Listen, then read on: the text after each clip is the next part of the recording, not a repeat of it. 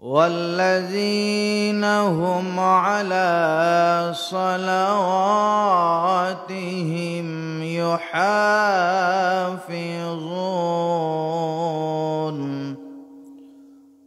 أولئك هم الوارثون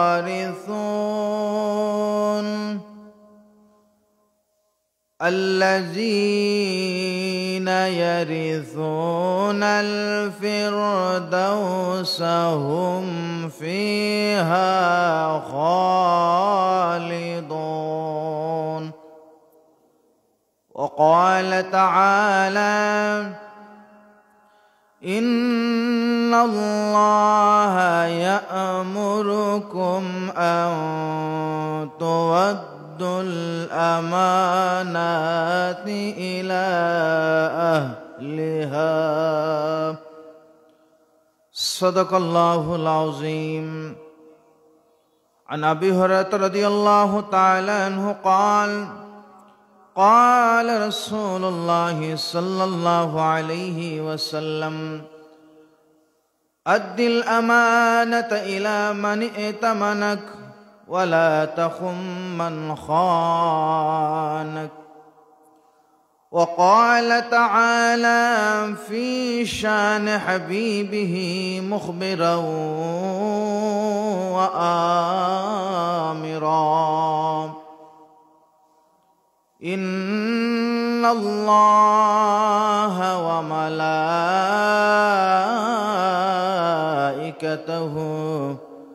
يصلون على النبي يا أيها الذين آمنوا صلوا عليه وسلموا تسليما. اللهم صل على سيدنا مولانا محمد وعلى آل سيدنا مولانا محمد. मेरे दिल में है याद मोहम्मद, मेरे दिल में है। मेरे होठों पे जिक्र मदीना, मेरे होठों पे जिक्र मदीना, मेरे दिल में है याद मोहम्मद, मेरे दिल में है। दर पर मुझे बुलाना आका मदीने वाले, बिगड़ी मेरी बनाना, बिगड़ी मेरी बनाना। मेरे दिल में है याद मोहम्मद, मेरे दिल में है, मेरे दिल में है। अल्लाहुम्मा सल्ले अला मौलाना मुहम्मद व अला आलि सय्यिदिना मौलाना। हाथे पाए करा लगाया যেদিন নিয়ে যাবে জাহান্নামে, সেদিন আপনি করিয়েন শাফাত, সেদিন নবী গো করিয়েন শাফাত এই দরুদের ওসিলায় আল্লাহুম্মা সাল্লি আলা সাইয়্যিদিনা মাওলানা মুহাম্মদ ওয়া আলা আলি সাইয়্যিদিনা। কবে জানি ডাকা আসিবে এই দুনিয়া সারিতে,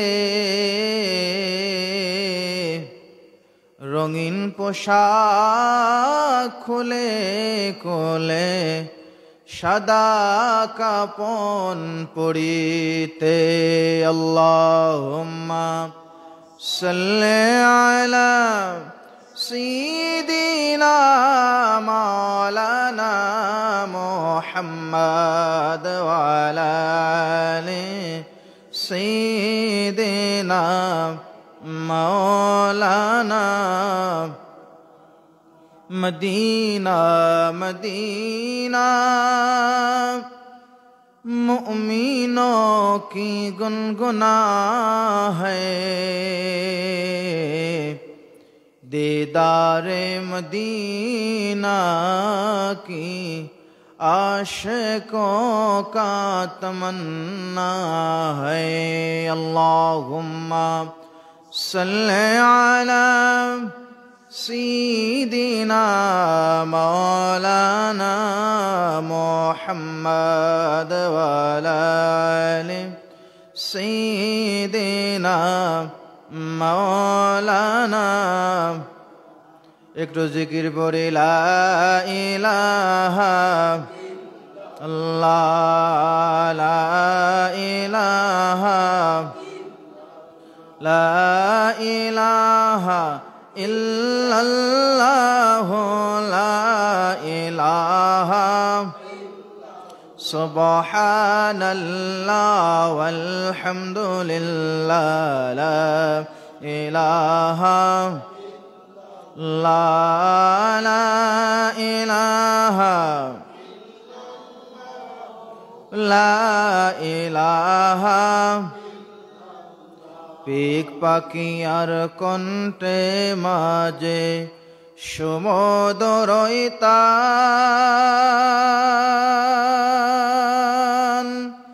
শিরিন সুরে গায়ে যে তারা তোমার নামের গান হ্যাঁ। আল্লাহ লা ইলাহা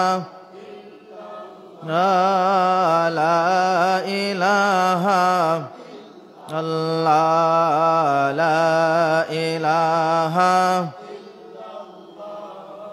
লা ইলাহা আল্লাহ है अल्लाह, ज़ाहिर व बातिन है अल्लाह। या जलीलो या अल्लाह, ला इलाहा इल्लल्लाह, ला इल्लल्लाह, ला इलाहा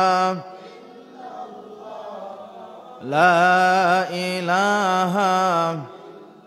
खुदी का शर्म ला इलाहा इल्लल्लाह, ला इलाहा ला इलाहा इल्लल्लाह मुहम्मदुर রাসূলুল্লাহ সাল্লাল্লাহু আলাইহি ওয়াসাল্লাম। উপস্থিত সম্মানিত মুসল্লিন কারাম, মুরব্বিন আযম, মহান আল্লাহ সুবহানাহু ওয়া তাআলার দরবারে অসংখ্য অগণিত শুকরিয়া আদায় করি যে মহান রব্বে করিম আজকের সৈয়দুল আয়াম মুসলমানদের সপ্তাহ ঈদের দিনে দুনিয়ার সবথেকে সম্মানিত জায়গা আল্লাহর ঘর মসজিদের মধ্যে সমস্ত দুনিয়াদার দুনিয়ামুখী মানুষদের থেকে পছন্দ করে আল্লাহ তাআলা সুস্থ অবস্থায় আমাদেরকে আসার বসার তৌফিক দান করেছেন। সে মহান রবের দরবারে হৃদয় উজাড় করে উচ্চ আওয়াজ দিয়ে তার পছন্দের কালেমাতুশ শুকর আমরা সকলে আদায় করি আলহামদুলিল্লাহ। লক্ষ্য করি দুরুদ ও সালাম জানাই আকায়ে নামদার তাজদারে মদিনা সৈয়দুল মুরসালিন খাতামুন নবীন শামসুদ্দোহা বদরুদ্দোজা রসুল আরবি ওয়াল আজমি ইমামুল মুরসালিন সৈয়দুল মুরসালিন নবিউস সাকালাইন নবী মুহাম্মদ রাসূলুল্লাহ সকলে পড়ি সাল্লাল্লাহু আলাইহি ওয়াসাল্লামের প্রতি। সম্মানিত মুসল্লিনে কারাম, আলোচনার খুতবাতে পবিত্র কোরআন আল কারীমের সূরাতুল মুমিনুন থেকে 8 থেকে 11 নম্বর পর্যন্ত আয়াতে কারিমা তিলাওয়াত করেছি এবং আরও একটি আয়াত আপনাদের সামনে তুলে ধরেছি। নবী করিম সাল্লাল্লাহু আলাইহি ওয়াসাল্লামের অসংখ্য অগণিত হাদিসসমূহের মধ্য থেকে সুনান আবু দাউদ শরীফ থেকে হাদিসের একটা অংশ আপনাদের সামনে তিলাওয়াত করেছি। আল্লাহ সুবহানাহু ওয়া তাআলা সর্বপ্রথম আমাকে আমালান নিয়তে কিছু কথা বলার হিম্মত দান করুন। আমরা যারা শুনব আল্লাহ পাক আমাদেরকে আমাদের হৃদয়ে স্থান দিয়ে পরবর্তী জীবনে তার পরিপূর্ণ বাস্তবায়ন করার তৌফিক দান করুন। ওমা তৌফিকি ইল্লা বিল্লাহ আলাইহি তাওয়াক্কালতু ওয়া ইলাইহি উনীব। সম্মানিত হাজরিন, আমি যে আয়াতে কারিমা আপনাদের সামনে তেলাওয়াত করেছি, আল্লাহ সুবহানাহু ওয়া তাআলা এই আয়াতে কারিমার মধ্যে বলতেছেন ওয়াল্লাযীনা হুম লিআমানাতিহিম ওয়া আহদিহিম রাউন। আমরা একজন মুমিনের 7টা গুণকে সামনে নিয়ে আলোচনা শুরু করেছিলাম। ইতিমধ্যে গত জুমআ পর্যন্ত আমরা একজন মুমিনের 4 নাম্বার গুণ পর্যন্ত আলোচনা শুনেছি। আজকে আমরা একজন মুমিনের 5 নাম্বার গুণ আলোচনা করব। 5 নাম্বার গুণ হচ্ছে ওয়াল্লাযীনা হুম লিআমানাতিহিম। একজন মুমিন হবে তিনি জান্নাতি মুমিন বান্দা হচ্ছে তারা যারা লিআমানাতিহিম, যারা আমানতে খেয়ানত করে না, বলে সুবহানাল্লাহ। আমানত, যারা আমানতে খেয়ানত করে না। সম্মানিত হাজিরিন কারাম, আমানত সম্পর্কে আমাদের না জানার কারণে অনেক সময় আমরা অনেক খেয়ানত করে ফেলি। এটা আমাদের কিছু অজ্ঞতা বা আমরা না বুঝেই খেয়ানত করে ফেলি। আমানত বলতে কে বোঝায়? সাধারণ অবস্থায় আমরা আমানত মনে করে থাকি কেউ যদি আপনার আমার কাছে কিছু টাকা পয়সা বা তার সম্পত্তি এরকম কিছু আমাকে দায়িত্ব দেয়, আমরা এটাকে আমানত মনে করি। অথচ আমানত এটার মধ্যে সীমাবদ্ধ না। আমানত আমরা আমাদের সাধারণ ভাষায় বা আমরা আমাদের হিসাবে আমরা আমানতটাকে শুধুমাত্র টাকা কড়ি সম্পত্তি এর মধ্যেই আমরা সংক্ষিপ্ত করে ফেলি। কিন্তু কোরআন এবং হাদিসের ভাষায় আমানত কিন্তু এটার মধ্যে সীমাবদ্ধ নয়। আল্লাহ পাক রব্বুল আলামিন পবিত্র কোরআনের সূরাতুন নিসার 58 নম্বর আয়াতের মধ্যে ইরশাদ করেন, ইন্নাল্লাহা ইয়া'মুরুকুম আন তু'আদ্দুল আমানাতি ইলা আহলিহা। আল্লাহ পাক আমাদেরকে ইয়া'মুরুকুম আদেশ করতেছেন, অর্ডার করতেছেন। ইয়া'মুরু মানে আমরের সিগা। এখানে আল্লাহ পাক আদেশ করতেছেন, হে বান্দারা, আল্লাহ পাক আমাদেরকে হুকুম দিচ্ছেন আমানতগুলোকে তার হকদারের নিকট ইলা আহলিহা মানে যারা আমানতের অংশীদার এই সমস্ত মানুষদেরকে তাদের আমানত তাদের কাছে পৌঁছে দাও। তো সম্মানিত হাজিরিন, এই হচ্ছে আমানত। আল্লাহ পাক বলতেছেন যে আমানতদারীকে তার সঠিক আমানত প্রাপ্য যারা তাদের কাছে পৌঁছে দাও। তো আমরা সাধারণত আমানত মনে করে থাকি যে কোনো বস্তু টাকা পয়সা এই সময়ের মধ্যে বা এই জিনিসগুলোর মধ্যে আমানত শেষ। কিন্তু আমাদের জীবনটাও একটা আমানত। বলতে পারেন কিভাবে? আল্লাহ পাক রব্বুল আলামিন আপনাকে যে আপনার এই আকৃতিতে সৃষ্টি করবেন, আপনি কিন্তু নিজে বলেন নাই যে আল্লাহ আমার দাড়িটা এরকম করে দিবেন, আমার নাকটা যেন একটু দাঁড়ালু হয়, আমার ঠোঁটটা যেন একটু মোলায়েম হয়। কেউ কিন্তু আল্লাহকে বলেন নাই। অর্থাৎ আল্লাহ নিজের ইচ্ছায় বানাইছেন আমাদের দেহে। আল্লাহ রুহের মধ্যে দেহ দিয়েছেন, দেহ সৃষ্টি করে আল্লাহ নিজে পাঠাইছেন। ওটা এটার মালিক হচ্ছেন আল্লাহ। আমাদের দেহের মালিক হচ্ছেন আপাদমস্তক, চুল থেকে নিয়ে পায়ের নিচ পর্যন্ত সমস্ত বডি, সমস্ত শরীরের আমানতদার আমরা। আল্লাহ পাক আমাদের দেহ তৈরি করে পাঠাইছেন, মালিক হচ্ছেন আল্লাহ, আর আমরা এই দেহটাকে রক্ষণাবেক্ষণ করি। আমরা আমাদের দেহটাকে রক্ষণাবেক্ষণ করি, আমাদের আপদামস্তক দেহের মালিক হচ্ছেন আল্লাহ তাআলা। এজন্য এখানে একটা মাসালা এসে যায়, আত্মহত্যা। আত্মহত্যা ইসলাম হারাম করেছে। ইসলাম কি বলেছে? আত্মহত্যা মানে নিজে নিজে হত্যা করা, বা কেউ মনে করেন যে এই ফাঁসি লেগে হত্যা করে, বিষ পান করে হত্যা করে, বিভিন্ন ডেঞ্জারাস জায়গা জাপ দিয়ে তার জীবনটাকে আত্মহতি দিয়ে দেয়। এটা ইসলাম কেন হারাম করেছে? আল্লাহ পাক রাব্বুল আলামিন আপনাকে সৃষ্টি করার পর নির্দিষ্ট একটা মেয়াদ আল্লাহ পাক আপনাকে জীবিত রাখবেন, বাঁচিয়ে রাখবেন। যখন মেয়াদ শেষ হয়ে যাবে, তিনি নিজেই আবার আপনাকে মৃত্যুবরণ করা হবেন। আল্লাহ পাক ইরশাদ করেন, মিনহা খালাকনাকুম ওয়া ফিহা নুঈদুকুম ওয়া মিনহা নুখরিজুকুম তারাতান উখরা। আল্লাহ পাক রাব্বুল আলামিন এখানের মধ্যে কি বললেন? যে আমি তোমাদেরকে এই মাটি থেকে সৃষ্টি করেছি, আবার এই মাটির মধ্যে তোমরা প্রবেশ করবা, আবার তোমাদেরকে কিয়ামতের ময়দানে এই মাটি থেকে আবার তোমাদেরকে তৈরি করা হবে। তো আল্লাহ পাক রাব্বুল আলামিন আমাদের জীবনের কোন অবস্থায় আমরা চলে যাব, আমাদের অবস্থান কতটুকু, এটার মালিক আল্লাহ তাআলা। তবে এই নেয়া পর্যন্ত এই দেহটাকে ভালো রাখার, দেহটাকে হালাল পথে রাখার যে দায়িত্ব, এটা হচ্ছে আমাদের কাছে আমানত।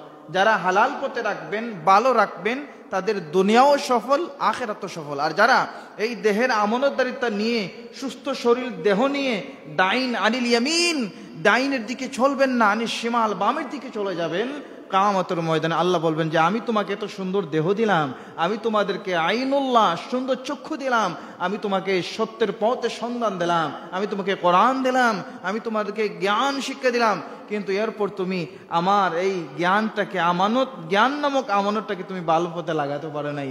বান্দাসকে তুমি জবাব দাও। আমানত এমন এক কঠিন জিনিস, আল্লাহ সুবহানাহু ওয়া তাআলা সর্বপ্রথম আমানত মানুষের কাছে রাখেন নাই। আল্লাহ তাআলা পবিত্র কোরআনে সূরাতুল আহজাবের মধ্যে ইরশাদ করেন, ইন্না আরাদনাল আমানাতা আলাস সামাওয়াতি ওয়াল আরদি والجبال فأبين أن يحملنها وأشفقن منها وحملها الإنسان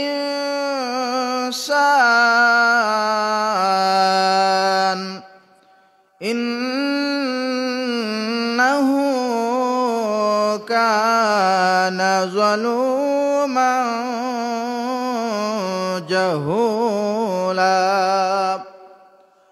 আল্লাহ সুবহানাহু ওয়া তাআলা, আল্লাহ নিজেই বলেন, ইন্না, নিশ্চয় আল্লাহ তাআলা বলেন, সর্বপ্রথম আমি আমানতকে আসমান জমিন, আলাস সামাওয়াত আসমান, ওয়াল আরদ জমিন, এরপর আল্লাহ বলতেছেন ওয়াল জিবাল পাহাড়, এই তিনটা আমার সৃষ্টিকে আমি আমানত বললাম, তোমরা আমানত গ্রহণ করো। এরা সবাই বলল, এরা সবাই আমানত বহন করতে অস্বীকার করলো, কেউ আমানতকে গ্রহণ করলো না। তারা বললো এটা আমাদের সাধ্যের ভেতরের কাজ না, এটা আমরা পালন করতে পারবো না। তারা বলল এই আমানত বহন করতে আমাদের ভয় লাগে। ইন্নাহু কানা যালুমান জাহুলা। আয় আল্লাহ তাআলা, এই আমানত এত কঠিন জিনিস, আমরা এটাকে ধরে রাখতে পারবো না। এই আমানত জিনিসটা কি? আমানত বয়, তাহলে তাদেরকে, তোমাদেরকে বলা হচ্ছে, আল্লাহ বলতেছেন এই আমানতটা কি? তা হলো তাদেরকে বলা হচ্ছে, আল্লাহর পক্ষ থেকে তাদেরকে জানাই দিচ্ছেন, আমি তোমাদেরকে বিবেক বুদ্ধি দেব, তোমাদেরকে আমি জীবন দেব, এবং এগুলো তোমরা আমানতের মধ্যে রাখবা।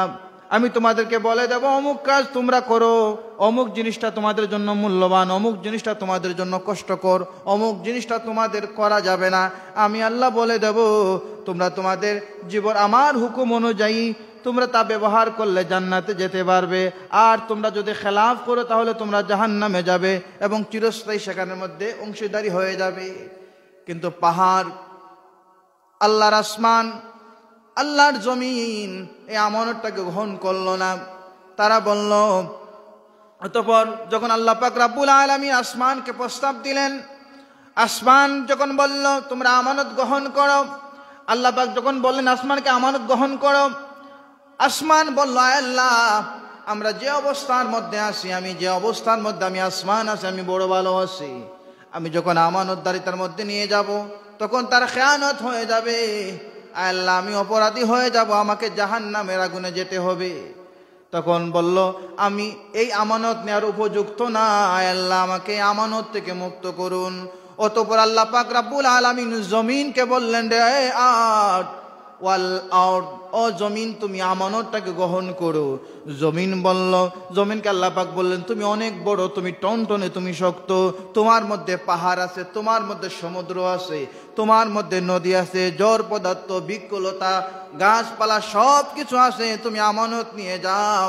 তখন জমিন বলল আল্লাহ এটা আমি যে বহনের ক্ষমতা রাখি না, এই জমিনটাও আমানত গ্রহণ করতে স্বীকার করলো।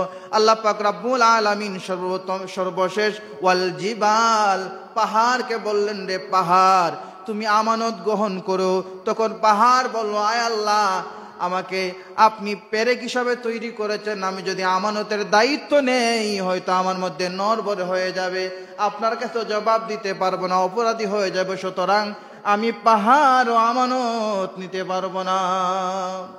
এরপর আল্লাহ পাক রব্বুল আলামিন আমানত কোথায় রাখবেন? আল্লাহ পাক রব্বুল আলামিন আলমে আরওয়াহের যুগে, রূহের জগতে, প্রত্যেকটা মানুষ আমরা রূহের জগতে ছিলাম। যখন রূহের জগতে প্রথম প্রশ্ন আল্লাহ পাক করেছিলেন আলাস্তু বিরাব্বিকুম, আমি কি তোমাদের রব নই? যারা আজকে দুনিয়ার জমিনে লা ইলাহা ইল্লাল্লাহ মুহাম্মাদুর রাসূলুল্লাহ কালেমা আমরা যারা পড়েছি, যারা আমরা মুসলমান হয়েছি, প্রত্যেকটা মানুষের রূহে তখন বলেছিল ক্বালু বালা, হায় আল্লাহ আপনি আমাদের রব, আপনি আমাদের রব। তখন এই দুনিয়ার জন্য আমরা মুসলমান হয়েছি। ওই রূহের যুগেতে আল্লাহ পাক রব্বুল আলামিনও সর্বপ্রথম তার রবের প্রশ্নের জবাব নিলেন, তার মৌলিকত্ব নিলেন। এরপর আল্লাহ পাক রব্বুল আলামিন মানুষের মধ্যে বললেন আমি তোমাদের কাছে আমানত রাখতে চাই। রূহের জগতে যখন আল্লাহ পাক মানুষদেরকে বললেন যে আমি তোমাদের কাছে আমানত রাখতে চাই, তখন মানুষেরা আল্লাহর পক্ষ থেকে যে আমি তোমাদেরকে এই দুনিয়ার জমিনে জ্ঞান আকল সব কিছু দিয়ে সৃষ্টি করব, এবং এই ইতিপূর্বে আমি সামাওয়াত আসমান ওয়াল আরদ জমিন ওয়াল জিবাল পাহাড়কে আমানত রাখার জন্য বলেছিলাম, আমানত তারা নেয় নাই, গ্রহণ করে নাই। আমি তোমাদেরকে ইনসান মানুষ জাতিদের মধ্যে আমি আমানত রাখতে চাই। তখন আল্লাহ পাক রব্বুল আলামিন মানুষ জাতিকে যখন রূহের জগতে বললেন, রূহের জগতে আমরা প্রত্যেকটা রূহ বলেছিলাম আয় আল্লাহ আমরা আমানতটাকে গ্রহণ করলাম, আমরা আমানতটাকে নিলাম। এ আমানত কেমন? আল্লাহ পাক রব্বুল আলামিন কালামে হাকিমের মধ্যে বলেন ইয়া আইয়ুহাল্লাযীনা আমানু লা তাখুনুল্লাহা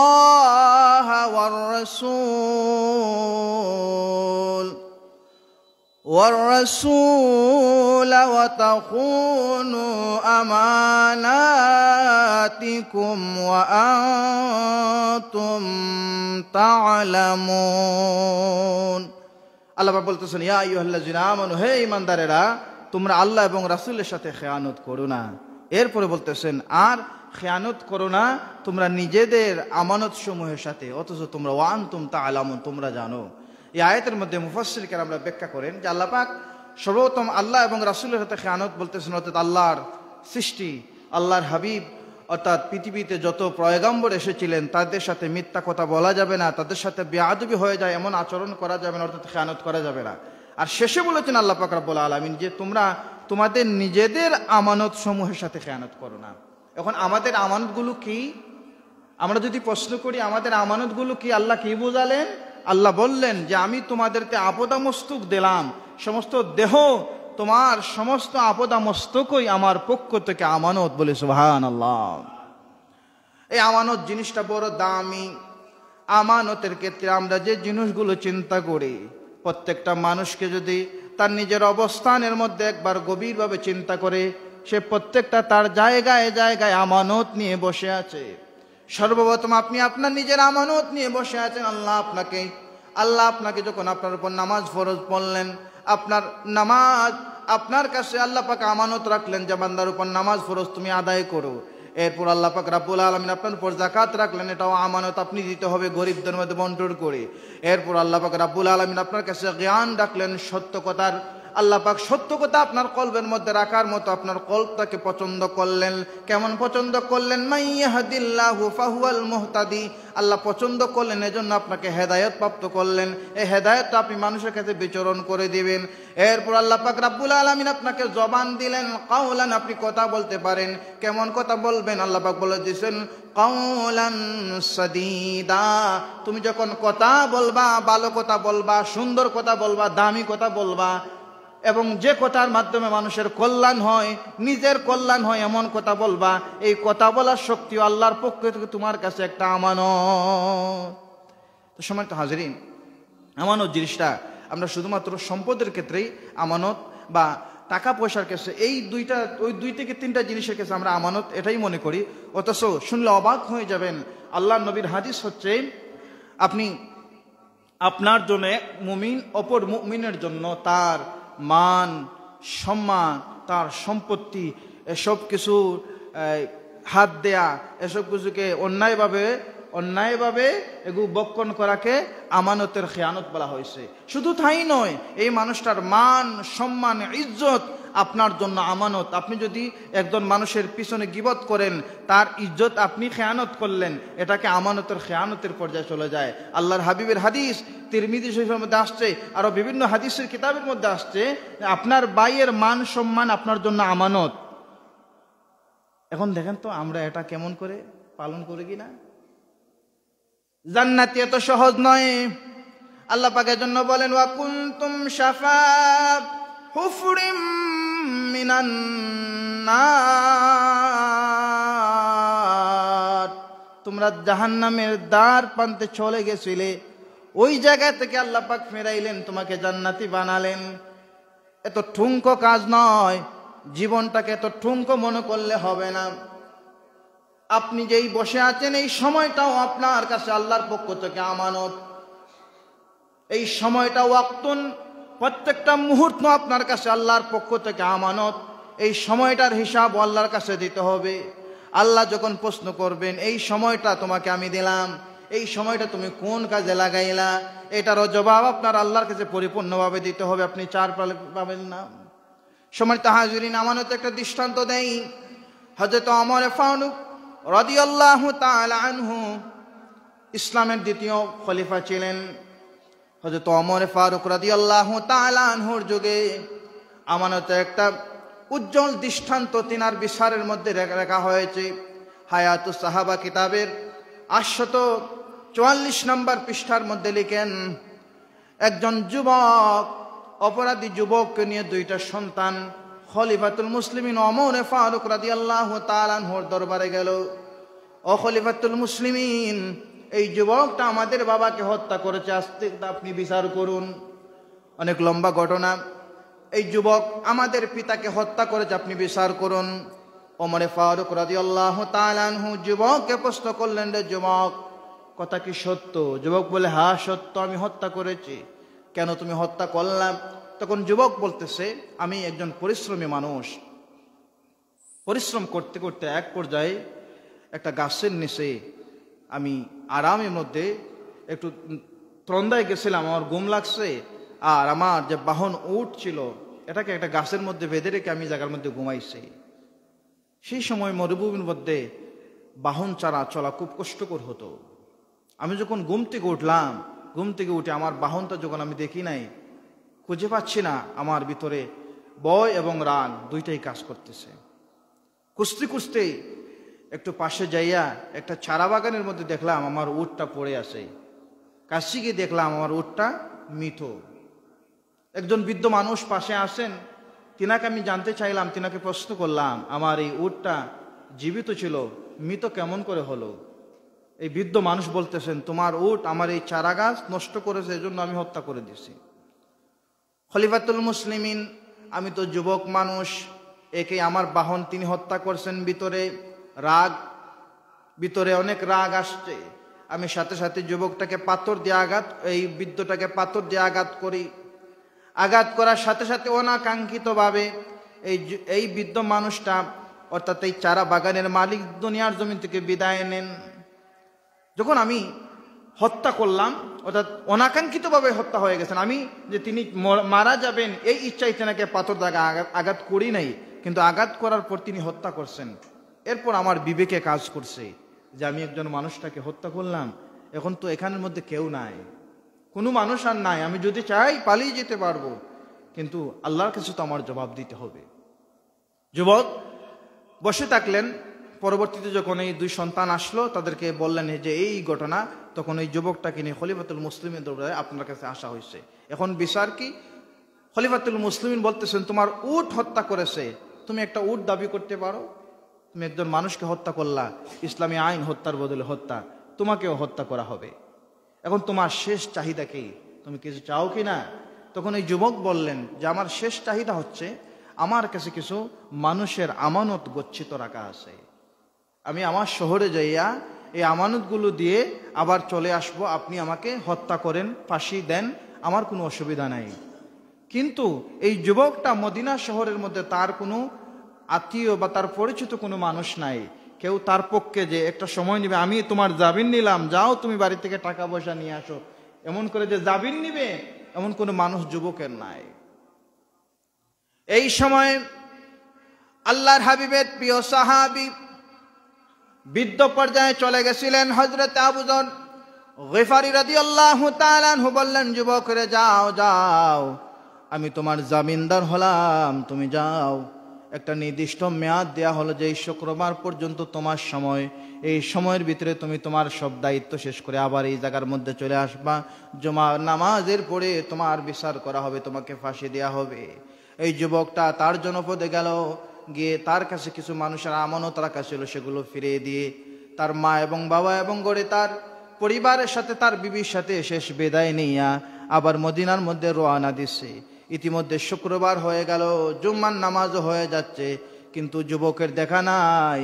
আর যেহেতু জামিনদার হযরত আবু যর গিফারী, সুতরাং ইসলামের রায় অনুযায়ী হযরত আবু যর গিফারীর ফাঁসি হয়ে যাবে। মদিনার প্রত্যেকটা মানুষের মধ্যে নীরব নিস্তব্ধতা। আবু যর গিফারী তো কোনো অপরাধী নন, তিনি তো কোনো অপরাধ করেন নাই, তিনাকে আজকে ফাঁসি দেয়া হবে। একজন মানুষের জামিনদার তিনি হয়েছেন, এর জন্য তিনাকে ফাঁসি দেয়া হবে। আবু যর গিফারী রাদিয়াল্লাহু তাআলা আনহু কখনো ঘাবড়ালেন না। তিনি প্রতিদিনকার মতো জুমার নামাজের প্রস্তুতি নিয়ে নামাজের মধ্যে আসছেন। নামাজ হলো। হযরত ওমর তিনিও চিন্তার মধ্যে পড়লেন, আমি জানি আবু যর গিফারী রাদিয়াল্লাহু তাআলা আনহু অপরাধী নন, কিন্তু একজন অপরাধীর পক্ষে থাকার কারণে আজকে তিনাকে ফাঁসি দেয়া হবে, ফাঁসি আমাকে দিতেই হবে। সুতরাং ওমর রাদিয়াল্লাহু তাআলা আনহুর মধ্যেও একটা চিন্তার বাজ পড়ে গেল। মদিনার মানুষ আবু যর গিফারী রাদিয়াল্লাহু তাআলা আনহু জেনে কোনো সাহাবী ছিলেন না। মদিনার প্রত্যেকটা মানুষ আল্লাহর হাবিবের এই সাহাবীকে তাজিম করতেন, মহব্বত করতেন। হযরত আবু যর গিফারী রাদিয়াল্লাহু তাআলা আনহু এমন একজন সাহাবী যে সাহাবীকে আল্লাহর ফেরেশতা পর্যন্ত চিনতেন, বলি সুবহানাল্লাহ। জুমার নামাজের পর যখন বিচার শুরু হবে, অর্থাৎ ফাঁসির কাঠগড়ায় নেওয়া হবে, জল্লাদ তার জীবনে যত ফাঁসি দিছে কোনোদিন সামন দিকে আগাইতে তার বুকের মধ্যে কাঁপে নাই, কিন্তু আজকের যে জল্লাদ, আজকে সামন থেকে সে যেন আগাতেই পারতেছে না, তার ভিতরে এই ভয় কাজ করতেছে, একজন নিরপরাধ আবু যর গিফারীকে আমি কেমন করে ফাঁসির মধ্যে দাঁড়াই। আবু যর গিফারী রাদিয়াল্লাহু তাআলা আনহুর জন্য এই বিচার কার্যের মধ্যে প্রত্যেকটা মানুষ নীরব নিস্তব্ধ হয়ে গেল। হঠাৎ করে দেখা যাচ্ছে মদিনার রাস্তার মধ্যে ধুলাবালি উঠতেছে। হযরত ওমরের পক্ষ থেকে বলা হলো, এই জায়গার মধ্যে কে যেন গোড়া দাবড়াইতেছে, একটু থামো, একটু থামো। পরবর্তীতে দেখা গেল ওই যুবক আসতেছে, যে যুবকটা আমানত রেখে, তার জামিনদার রেখে গেছিল হযরত আবু যর গিফারীকে। এই যুবকটা আসার পর বলল, খলিফাতুল মুসলিমিন, আমি নির্দিষ্ট সময়ের মধ্যে ফিরে আসতাম, তবে আমার দেরি হয়েছে, রাস্তার মধ্যে আমার যে গোড়ার পায়ের মধ্যে আঘাত লাগার কারণে একটু দেরি হয়ে গেছে। ও খলিফাতুল মুসলিমিন, আপনি বিচার করতে পারেন। এই যুবকটাকে প্রশ্ন করা হলো, যুবক রে যুবক, তুমি তোমার দেশে ফিরে গেলা, কেউ তো তোমার দেশ চিনে না, তোমার পরিচয় ভালো করে জানে না, তুমি তো চাইলেই ফাঁকি মারতে পারতাম, হারিয়ে যেতে পারতা, যুবক তুমি কেন ফিরে আসলা? যুবক তখন বলতেছে, আমি যদি আজকে না আসতাম তাহলে মানুষ মনে করতো মুসলমান একজনকে তার নিজের স্বার্থের জন্য বিপদে পাল্লাইয়া সে পাশ কেটে চলে যায়, কেন ইসলাম ধর্ম এটা পছন্দ করে না। রে যুবক, তুমি কেন আসলাম? যুবক বলতেছে, আমার বিপদে যে সহযোগিতা করলো, সাহায্য করলো, আমার নবীর ইসলাম, মদিনার ইসলাম আমাকে শিক্ষা দেয়, আমিও তাকে সাহায্য করব, সহযোগিতা করব। কিন্তু আমাদের সমাজে আপনার জন্য একজন দাঁড়ালো, দেখা যায় জামিনদার হইয়া সে নিজের পকেট থেকে আপনার বাকি টাকা দিতে হয়, এমন আমাদের সমাজে হয় না? সে ভালো মানুষ কিন্তু আপনাকে ইহসান করলো, এখন বিপদটা তার ঘরেই আমরা পৌঁছাই দিই। কিন্তু ইসলাম, মেড ইন মদিনার ইসলাম দেখেন কেমন ইসলাম। এই যুবকটাকে বলা হলো, যুবক তুমি তো পালিয়ে যেতে পারতা। যুবক বলতেছে, এরপর আবু যর গিফারী রাদিয়াল্লাহু তাআলাকে প্রশ্ন করা হলো, ও আবু যর গিফারী, এই মজলিসের মধ্যে অনেক মুসলমান, অনেক সাহাবী আসেন, কিন্তু কেউ তো যুবকের পক্ষে দাঁড়ালেন না, তুমি কেন তার পক্ষে দাঁড়ালাম? যুবক অপরিচিত মানুষ, তার ফাঁসি হয়ে যাক, কিন্তু এখানে তো কারো ক্ষতি নাই, অপরিচিত একজন মানুষ, কিন্তু আপনি কেন তার পক্ষে দাঁড়ালেন? হযরত আবু যর গিফারী রাদিয়াল্লাহু তাআলা আনহু ঈমান দীপ্ত ঈমান ছিল, যে ঈমানের মধ্যে জান্নাতের ঘ্রাণ ছিল।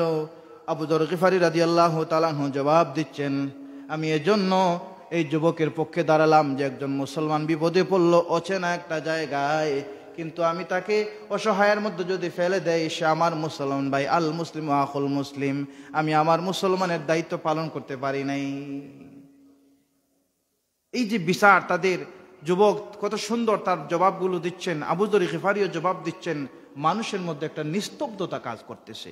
আমার আল্লাহ বলতেছেন, ওয়া তাআওয়ানু আলাল বিররি ওয়াত তাকওয়া, তাকওয়া এবং খোদাবিরতায় একে অপরকে তোমরা সাহায্য করো, সহযোগিতা করো।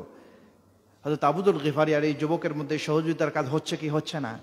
কথা বলেন, হচ্ছে কি হচ্ছে না? কিন্তু আমরা কি সহযোগিতা করি? কেউ যদি ঋণদার হয় আমরা তাকে সহযোগিতা করতে চাই না। শেষ কথা বলতেছি, যে দুইটা যুবক সন্তান তাদের এই কথাগুলো দেখতেছে, বলতেছে, ও খলিফাতুল মুসলিমিন, আমরাও তো একজন মুসলমান অনাকাঙ্ক্ষিতভাবে ভুল করছে। যুবকটা ইচ্ছা করে আমার বাবাকে হত্যা করে নাই, অনাকাঙ্ক্ষিতভাবে পাথরের আঘাতে হত্যা হয়েছে।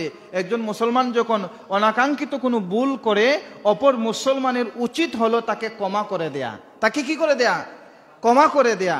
এটা ইসলাম বলে।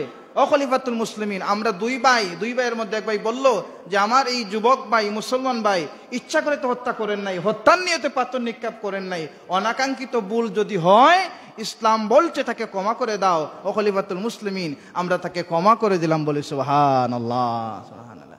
আর আমরা যদি কেউ ভুল করে পান থেকে চুন কষলেই কিভাবে তাকে পাকড়াও করা যায়, এই দিকে খুব এক্সপার্ট আমরা। অথচ আমাদের জন্য আমানত, একজন মানুষ ভুল করছে, ভুল হতে পারে, কুল্লু বনি আদম খাত্তা, প্রত্যেক বনি আদম ভুল করে, তবে ওই বনি আদম দামি যে ভুল করার পর নিজে ক্ষমা চায়, অথবা যে ভুল করেছে তাকে ক্ষমা করে দেয়, বিররি ওয়াত তাকওয়া, তাকে সঠিক পথে সন্ধ্যা দিয়ে দেয়, সেই হচ্ছে পাক্কা মুমিন। সম্মানিত হাজরিন, আসলে আমানতের আলোচনা এ সংক্ষিপ্ত সময়ে করে আমিও তৃপ্তি করে আপনাদের বোঝাতে পারছি বলে মনে হচ্ছে না, ইনশাআল্লাহ অন্যদিন হবে। তো আল্লাহ পাক রব্বুল আলামিন আমাদেরকে এই আমানত, শুধুমাত্র যে সম্পদের ক্ষেত্রে আমানত, এটা তো একটা হিসাব আছে, সম্পদের হিসাব আছে, আপনি দিতে পারবেন, কিন্তু কাউকে যদি তার কথার মাধ্যমে তার ইজ্জতের আমানত নষ্ট করেন, আপনি একজন সমাজের প্রতিষ্ঠিত মানুষ, আপনি যদি একজন মানুষের বিপক্ষে তার ইজ্জতটা নষ্ট করেন, মোটামুটি প্রত্যেকটা মানুষ বিশ্বাস করবে। আর এই বিশ্বাসটা যেদিন আপনি সমাজের মধ্যে প্রচার করে দিবেন, এই মানুষটা আর কোনোদিন সমাজে মাথা উঁচু করে দাঁড়াতে পারবে না। এজন্য আপনার ভাইয়ের ইজ্জত আপনার জন্য আমানত, এত সহজে তাকে তার ইজ্জত নষ্ট করা যাবে না। আমরা বাকি সব আমানতের ক্ষেত্রে আমি কিছু বলতে চাই না, তবে এই আমানতটা খুব বেশি আমরা নষ্ট করি। একজন মানুষের মান, সম্মান, ইজ্জত, এই আমানতটাকে আমরা খুব বেশি নষ্ট করি। তো আল্লাহ পাক রব্বুল আলামিন আমাদেরকে প্রত্যেকটা ক্ষেত্রে যে আমরা যে আমানতদার, জানলে অবাক হয়ে যাবেন। আমাদের ঘরে যারা দিনমজুরি কাজ করেন, একদিন মনে করেন এই ফজর থেকে নিয়ে আসর অথবা মাগরিব পর্যন্ত এই সময়টাতে একজন মানুষের কাজের মেয়াদ থাকে। এই কাজ পর্যন্ত যিনি যার কাজ করবেন, এই কাজটা তার জন্য আমানত, তার জন্য কি আমানত। এই আমানতের খেয়ানত যদি করে, কুল্লুকুম রাইন আন রাইয়াতি মাসউলিন, এই কাজের মানুষটাকে কিয়ামতের ময়দানে প্রশ্ন করা হবে, তুমি তোমার মালিকের একদিনের তার কাজের দায়িত্ব নিয়েছিল, সঠিকভাবে কেন পালন করো নাই। এভাবে প্রত্যেকটা জিনিসের ক্ষেত্রে আপনাকে আমানত দ্বারা আল্লাহ পাক বানাই দিয়েছেন, আল্লাহ পাক প্রশ্ন করবেন। সম্মানিত হাজরিন, আল্লাহ পাক আমাদেরকে পাক্কা আমানতদার হিসেবে কবুল করুন, সকলে বলি আমিন। وآخر دعوانا أن الحمد لله رب العالمين بلغ العلا بكماله كشف الضجى بجماله حسنت جميع خصاله صلوا عليه وآله أستغفر الله إن الله غفور رحيم أستغفر الله ربي من كل جم وأتوب إليه لا حول ولا قوة إلا بالله العلي العظيم لا إله إلا الله محمد رسول الله اللهم آمين يا رب العالمين يا أول الأولين ويا آخر الآخرين ويا ذا القوة المتين ربنا ظلمنا أنفسنا وإن لم تغفر لنا وترحمنا لنكونن من الخاسرين ربنا عليك توكلنا وإليك أنبنا وإليك المصير اللهم صل على سيدنا مولانا محمد عبدك رسول النبي المصطفى اللهم يا حي يا قيوم برحمتك استغيث আল্লাহ তাআলা জুমাবার দিন আপনার মায়ার বান্দারা দুনিয়ার সমস্ত কাজকে পিছনে ফেলে আপনার ঘর মসজিদের মধ্যে উপস্থিত হয়েছেন কোনো মানুষকে দেখানোর জন্য নয় কোনো মানুষকে খুশি করার জন্য নয় আপনার বান্দারা একমাত্র আপনাকে খুশি আর রাজি করার জন্য আপনার ঘর মসজিদে হাজিরা দিয়েছেন আয় আল্লাহ গুনাহগার বুঝি না নেককার বুঝি না আমরা যারা হাত বাড়িয়েছি আমাদের প্রত্যেকের জীবনের ছোট বড় সমস্ত গুনাহগুলি মাফ করে দাও রব্বুল আলামিন ইকরামাল হাকিমিন আল্লাহ হৃদয়ের গভীর থেকে আপনার কাছে করজোরে মুনাজাত করি মুনিব চক্ষুটা বন্ধ করে হৃদয়টা নরম করে মা বাবার কথা একটু মনে করেন দেখা যাবে এই শীতের মৌসুমে আমরা যখন শৈশবে ছিলাম আমাদের মা বাবা আমাদের জন্য কত কষ্ট করেছেন আয় আল্লাহ যাদের জনম দুঃখী মা বাবা অন্ধকার কবরে ঘুমায় তাদের কবরগুলো জান্নাতের বাগান বানিয়ে দাও রব্বির হামহুমা কামা রব্বায়ানি সগীরা আয় আল্লাহ আমরা অনেকে যখন বিবাহ করেছি সন্তান পেয়েছি তখন কিছুটা হলে বুঝতে পেরেছি যে আমাদের মা বাবা আমাদের জন্য কত নিয়ামত ছিলেন যাদের মা বাবা এখনো জীবিত আছেন তাদের খেদমত করার তৌফিক দাও আমাদের মাতার ছায়া হিসেবে তাদেরকে দীর্ঘদিন জমিন হায়াতে সুস্থতার সহিত বাকি রাখো রব্বুল আলামিন আল্লাহ আমাদের সন্তান আমাদের বিবি দিয়ে আমাদের বেইজ্জতি করায়ও না মুনিব আমাদের বিবি বাচ্চাদের মুত্তাকি পরহেজগার বানিয়ে দাও রব্বানা হাব লানা মিন আজওয়াজিনা ওয়া যুররিয়াতিনা কুররাতা আইনি ওয়াজআলনা লিল মুত্তাকিনা ইমামা আল্লাহ তাআলা অনেক বিমারীদের জন্য দোয়া চাওয়া হয়েছে আল্লাহ অসুস্থ নিয়ামতকে শিফা নিয়ামত দ্বারা পরিবর্তন করে দাও আমাদের तमाम বিমারীদের সুস্থ করে দাও আল্লাহ বিশেষ করে আমার চাচি হসপিটালে ভর্তি আছেন আল্লাহ তোমার বান্দিকে সুস্থ করে দাও এমনি করে অনেকের দোয়া দরখাস্ত জনাব শাহ করিম সাহেবের বোন আল্লাহ বাতিজে অসুস্থ এমনি করে আর অনেকের জন্য দোয়া চেয়েছেন আল্লাহ तमाम অসুস্থদের সুস্থ করে দাও রব্বুল আলামিন আল্লাহ স্নেহের রহিম তার দাদির জন্য দোয়া চেয়েছে তোমার বান্দিকে মাফ করে দাও আল্লাহ তোমার বান্দির কবরকে জান্নাতের বাগান বানিয়ে দাও জনাব সিদ্দিক মিয়া সাহেবের ছেলে প্রবাসে যাবেন আল্লাহ দোয়া চেয়েছেন তোমার বান্দাকে সহি সালামতে গন্তব্যস্থানে পৌঁছে দিও ও মুনিব খেয়ে কোন আশা নিয়ে হাত বাড়িয়েছেন তোমার ভালো করে জানা আছে আল্লাহ প্রত্যেকের মনে নেক আশাগুলো পুরা করে দিও রব্বুল আলামিন আখিরি গুজারিশ মৌতের আগে আগে খানায়ে কাবার জিয়ারত নসিব করে দিও তোমার হাবিবের রওজার সামনে গিয়ে সালাত ও সালাম দেওয়ার তৌফিক আমাদের দিও আল্লাহ অনেক মানুষের ন্যূনতম কেচি পরিশোধ করতে পারবো না মাফ করে দাও যত মানুষ তোমার গোলাম জেনে মহব্বত করেন আল্লাহ তাদেরকে দিন আর দুনিয়ার বালাই নসিব করে দিও তাকাব্বাল মিন্না ইন্নাকা আনতাস সামিউল আলিম ওয়া তুব আলাইনা ইন্নাকা আনতাত তাওয়াবুর রহিম